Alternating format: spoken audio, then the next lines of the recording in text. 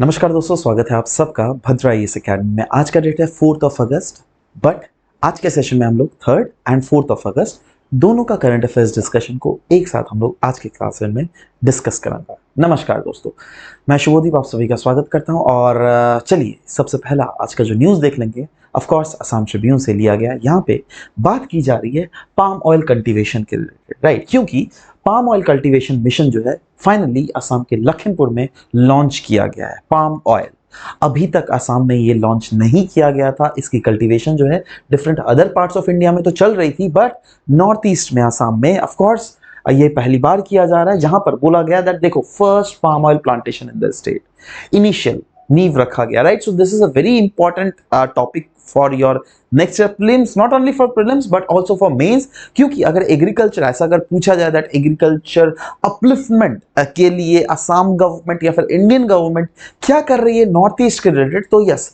ये पॉइंट अगर आपने नहीं दिया ना तो आपका आंसर अधूरा है। ट्रस्ट मी, ये अधूरा है, क्योंकि एक बहुत रिवोल्यूशनरी स्टेप लिया गया है पाम ऑयल के रिलेटेड। ना इससे फायदा किन किन को होगा? ऑफ कोर्स जो पाम ऑयल उगा रहे हैं, राइट? और वो कौन है? यस, फार्मिंग कम्युनिटीज को। और इनडायरेक्टली इंडिया जो है ना सेल्फ रिलायंट बनेगा एडिबल ऑयल के सेक्टर में। एडिबल ऑयल के सेक्टर में इंडिया सेल्फ रिलायंट क्यों? इंडिया का इतना कैपेबिलिटी नहीं है दैट एडिबल ऑयल पूरा पाम ऑयल अपने ही प्रोडक्शन किया जा सके? नहीं, हम जो है ना पाम ऑयल का मैक्सिमम हम लोग इंपोर्ट करते हैं। पता है कहां से करते हैं? मलेशिया से, इंडोनेशिया से। जी हाँ, इन सब से हम लोग पाम ऑयल को इंपोर्ट करते हैं। उसके बाद उसको फर्दर इंडिया में इंपोर्ट करके उसको प्रोसेस करके फर्दर मैन्युफैक्चरिंग की जाती है, राइट? सो ये जो पाम ऑयल का मैन्युफैक्चरिंग प्लांटेशन किया जा रहा है, ये किया जा रहा है अंडर अ स्कीम, राइट?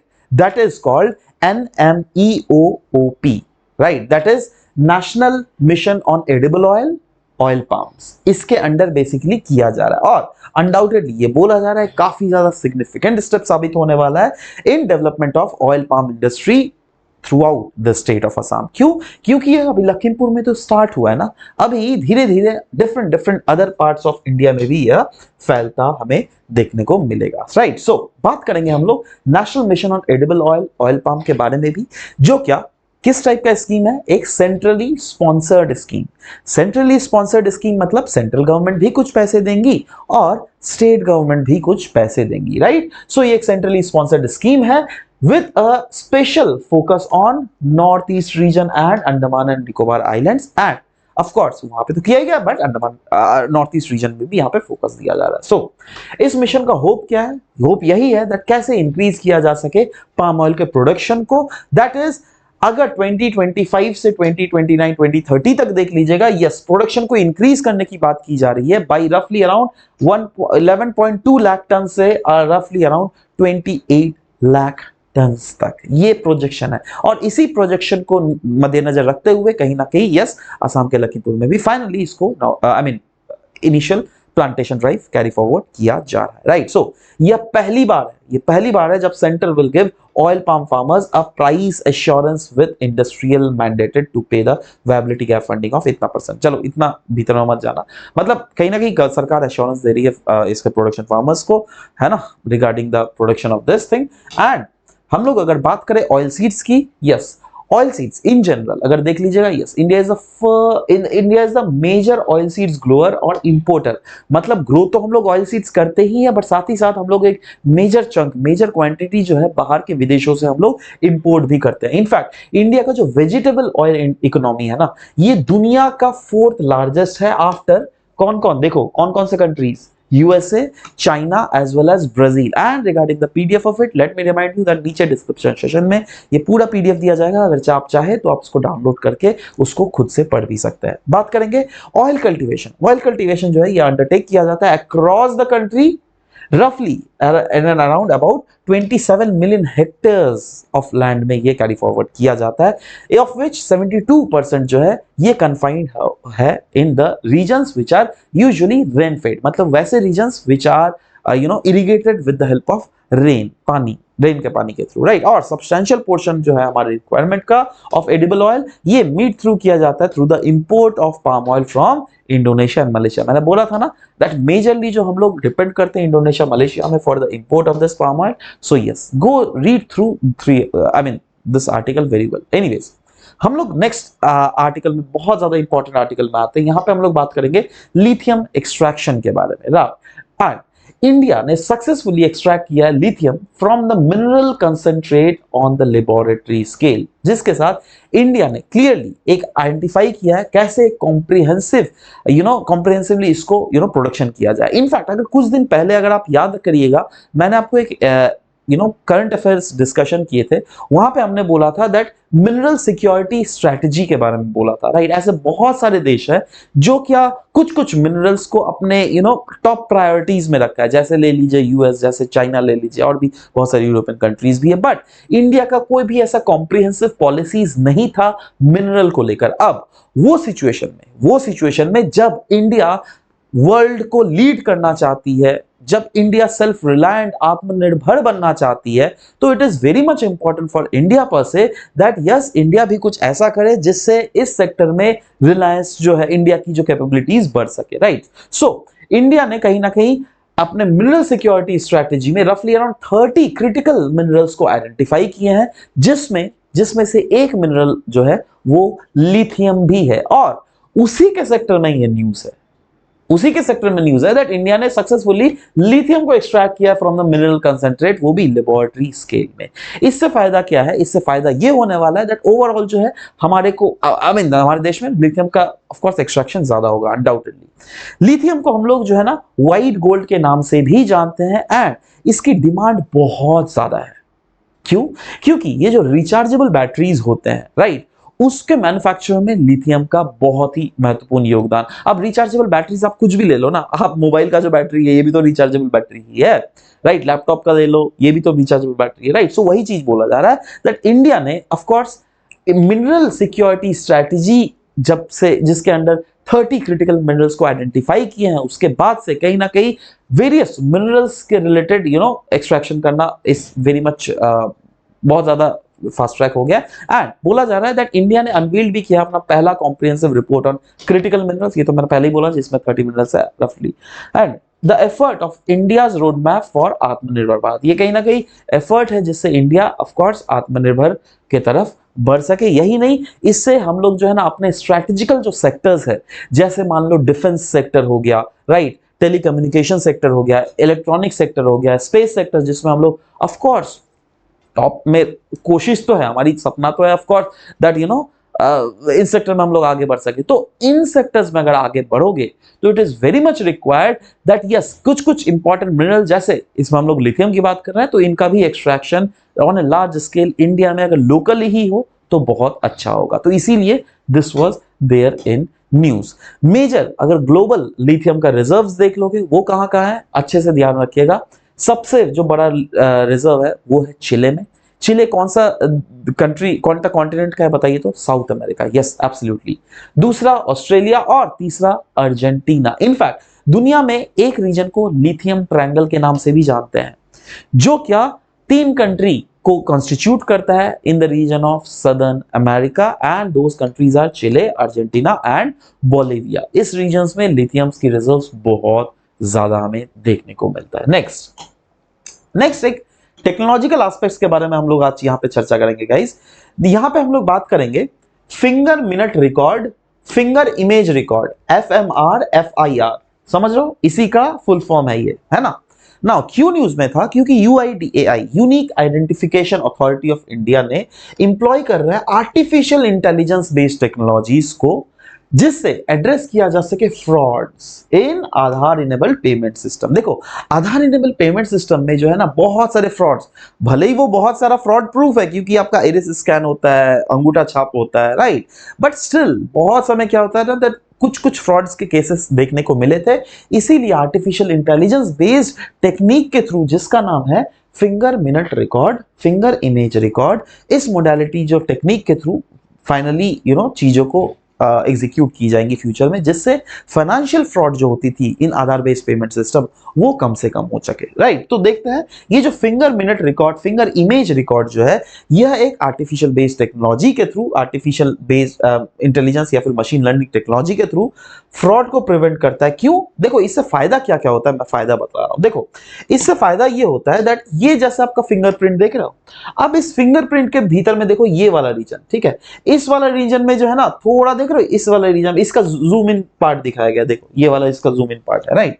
इस वाले रीजन में देखो ये रिज एंडिंग, मतलब कहां किस पॉइंट में ये एंड हो रहा है, किस डायरेक्शन में एंड हो रहा है, राइट। सिमिलरली इस बार बहुत समय क्या होता है, अंगूठा के बीच में जो है ये दोनों लाइनिंग के बीच में एक छोटा सा लाइनिंग आ जाता है जिसको रिज डॉट बोला जाता है।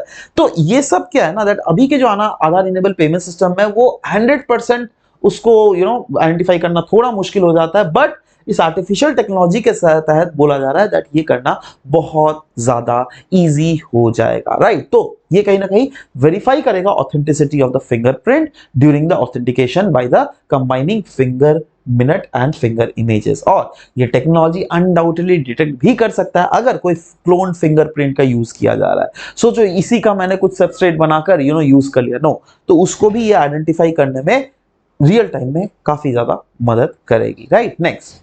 नेक्स्ट गाइस, बहुत ही ज्यादा यहाँ पे इंपॉर्टेंट न्यूज है। यहाँ पे हम लोग बात करेंगे एक मेडिएशन बिल ऑफ 2021 के रिलेटेड। क्यों? क्योंकि ये बिल को फाइनली राज्यसभा के द्वारा पास कर दिया गया।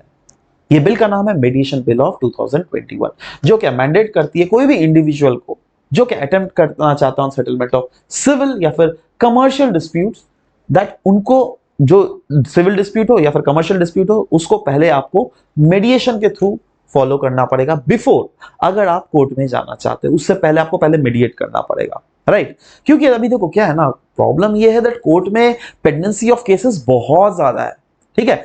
तो कोर्ट अपना जो हेक्टिक ये सब चीजें उसको घटाना चाहता है, right.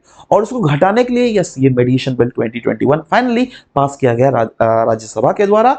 And yes, parties can withdraw from मेडिएशन after 2 sessions. मतलब अगर चाहते हैं, जैसे मेरा अगर कोई कमर्शियल डिस्प्यूट हुआ आपके साथ, ठीक है, तो मैं पहले मेडिएशन के थ्रू हम लोग को जाना पड़ेगा, जहां पर एक मेडिएटर को अपॉइंट करना पड़ेगा।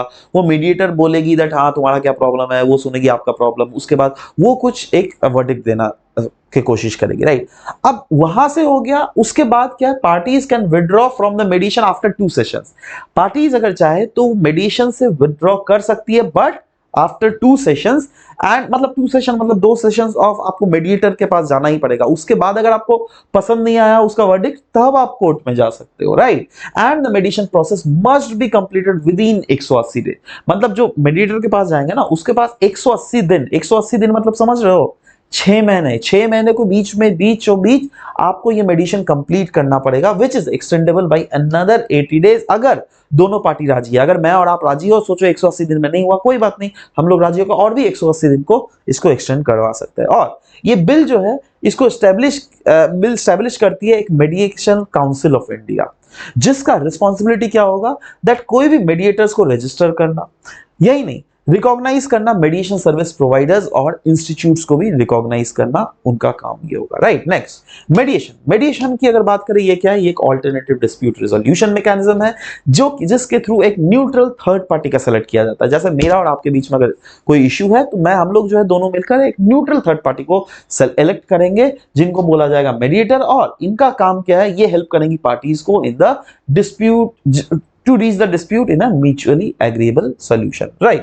So mediation जो है इसको कंसिडर किया जाता है एक कॉस्ट इफेक्टिव और कॉस्ट एफिशिएंट और less adversarial method comparison to, अगर देख लीजिएगा, traditional court litigation methods, right. इसकी मेन सिग्निफिकेंस क्या है, इसकी सिग्निफिकेंस है दैट इसका जो बिल का जो एम है, वो एम क्या है, दैट अनडाउटेडली जो बैकलॉग्स थे कोर्ट्स के, वो जिससे घट सके, कोर्ट में ये केसेस जाए ही ना, पहले ही मेडिएटर में खत्म हो जाए। और दूसरा जो बहुत बड़ा इसका सिग्निफिकेंस है, दैट अभी जो है ना मेडिएशन प्रोसेस को एक लीगल फ्रेमवर्क मिल जा रहा है, राइट। सो ये दो कहीं ना कहीं प्रोसेस फायदे हैं जो कि हम लोगों ने इस आर्टिकल से डिस्कस किया। नेक्स्ट, एक पीआईबी का न्यूज है, यहां पर हम लोग बात करेंगे एक पोर्टल के बारे में जिसका नाम है मासी पोर्टल, MASI, मासी पोर्टल। मासी stands for monitoring app for seamless inspection portal. Now ये क्यों न्यूज में था, सबसे पहले तो ये देख लेते हैं। देखो, national commission on for the protection of child right जो है ना, जिसको हम लोग एनसीपीसीआर भी बोलते हैं, इन्होंने डेवलप किया है ये एप्लीकेशन को, जिसका नाम है मासी। मासी stands for monitoring app for seamless inspection. मतलब एक ऐसा मॉनिटरिंग ऐप होगा जिसके थ्रू आप सीमलेस इंस्पेक्शन कैरी फॉरवर्ड कर सकते हो रियल टाइम में। वो भी किस चीज का इंस्पेक्शन भाई, किस चीज का रियल टाइम में आपको इंस्पेक्शन चाहिए? चाइल्ड केयर इंस्टीट्यूशंस का अक्रॉस द कंट्री, राइट। सो ये ऐप का मेन एम यही है दैट कैसे इफेक्टिव और एफिशिएंट इंस्पेक्शन कैरी आउट किया जाए ये सारे चाइल्ड केयर इंस्टीट्यूशंस का। एंड इसको ऑफ कोर्स इसकी प्रोविजंस भी थी under the juvenile justice act of 2015, जिसको बाद में अमेंड किया गया था 2021 में। एंड इसके तहत अलाउ किया जाता है unified inspection by various authorities, जिसमें चाइल्ड वेलफेयर कमेटी तो होगी ही, साथ ही साथ स्टेट इंस्पेक्शन कमेटी भी होगी, जुवेनाइल जस्टिस बोर्ड भी होगा and state commissioner for protection of child right भी होगा। एंड ये जो मिशन वत्सल्य स्कीम के बारे में भी आपने सुना होगा, वो भी कहीं ना कहीं सपोर्ट क्या करती है, वो सपोर्ट करती है इंफ्रास्ट्रक्चर और फाइनेंशियल नीड्स, जिससे सेटअप किया जा सके ये अल्टीमेटली इंस्टीट्यूशंस, जहां पे मतलब जिससे सेटअप किया जा सके चाइल्ड वेलफेयर कमिटीज को इन ईच डिस्ट्रिक्ट, हर एक डिस्ट्रिक्ट में, जिससे इंश्योर किया जा सके उनकी इफेक्टिव फंक्शनिंग को, राइट, प्रॉपर फंक्शनिंग को, है ना, अकाउंटेबल फंक्शनिंग को अगर बोला जाए तो, राइट। नेक्स्ट पॉलीपिल्स के बारे में बोला गया। पॉलीपिल्स स्टैंड्स मतलब ये क्या है, क्या क्यों न्यूज में था, सबसे पहले तो ये समझते हैं। देखो, न्यूज में इसलिए था क्योंकि वर्ल्ड हेल्थ ऑर्गेनाइजेशन जो है ना, इन्होंने रिकॉग्नाइज किया है effectiveness on polypills in combating the various cardiovascular disease, right. तो पॉलीपिल्स होता क्या है? देखो, पॉलीपिल्स नाम जैसे पॉलीथिन, राइट, पॉली कुछ भी, राइट, तो पॉली मतलब एक से ज्यादा, राइट, है ना। तो पॉलीपिल्स मतलब पिल्स मतलब क्या हुआ, दवाई, है ना। दवाई एक से ज्यादा, दवाई अगर एक ही दवाई में हो तो यस उसको पॉलीपिल्स कहते हैं, राइट। एंड WHO ने रिकॉग्नाइज किया दैट जी हाँ, पॉलीपिल्स के जो इफेक्टिवनेस बहुत ज्यादा होता है। तो वही बोला गया, पॉलीपिल्स क्या होता है, ये एक सिंगल पिल होता है जो क्या कंटेन करता है कॉम्बिनेशन ऑफ मल्टीपल मेडिकेशंस, है ना। एक सिंगल पिल खा के ही बहुत सारे मेडिकेशंस जो है उससे आप छुटकारा, बहुत सारे जो इश्यूज है उससे छुटकारा मिल सकता है, right. Typically it is used for prevention और treatment of various health conditions. In fact ये सिंप्लीफाई कर देता है कहीं ना कहीं मेडिकेशंस रिजीम्स को by packaging several drugs together in a single dose. वही चीज है पॉलीपिल्स, राइट। नेक्स्ट हम लोग बात करेंगे, माफ करना गाइस, या next will be talking about Kurile islands disputes के बारे में, राइट। नाउ क्या है क्यूराइल आइलैंड, पहले तो देख लेते हैं क्यूराइल आइलैंड डिस्प्यूट, बात में देखेंगे, पहले तो देख लेते हैं क्यूराइल आइलैंड्स है कहां। देखो, this is the map of Russia, can you see this Russia, can you see this that यहां पे जापान है ना। तो जापान और रशिया के बीच में ये वाला आइलैंड्स इधर में देख ला, ये वाले कुछ आइलैंड्स को जो है ना हम लोग क्यूराइल आइलैंड्स बोलते हैं, है ना। प्रोनाउंसिएशन बॉय कोई क्यूरिल बोलेंगे, कोई कुराइल बोलेंगे, कोई बात नहीं, चलता है, इंडियन है ना हम लोग, चलता है।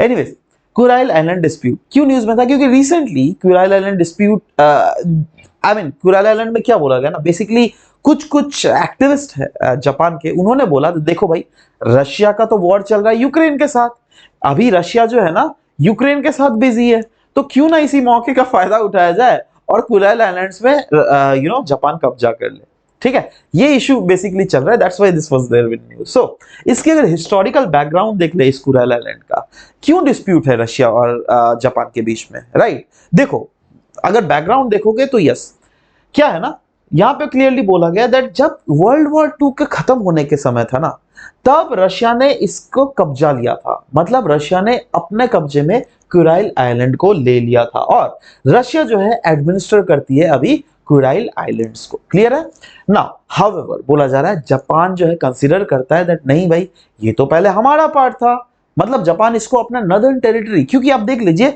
ये क्या है, ये जापान है ना, यही वाला तो जापान है, जापान का ये वाला पार्ट यही तो कुराइल आइलैंड्स है, इसको ये अपना नदर्न टेरिटरी के हिसाब से मानता है। और ये क्यों इतना ज्यादा इंपॉर्टेंट है दोनों कंट्रीज के लिए, क्योंकि कहा जाता है कुराइल आइलैंड्स इज अ रीजन जहां पे आपको रिच फिशिंग ग्राउंड्स तो मिलते ही हैं अलोंग द आइलैंड्स, बट साथ ही साथ यहाँ पे कुछ ऑयल एंड गैसेस के रिजर्व भी आपको मिलेंगे। एंड यस, यहाँ पे निकल बेस्ड एक सुपर एलॉय होता है जिसका नाम होता है रेनियम डिपॉजिट्स, है ना।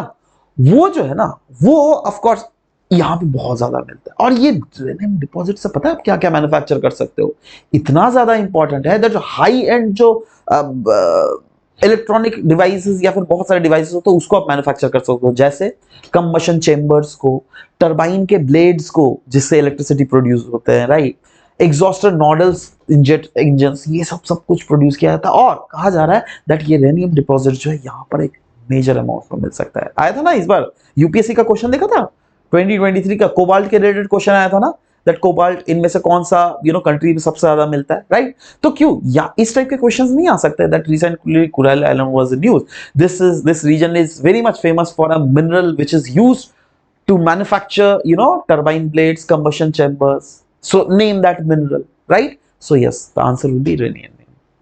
ठीक है, ओके।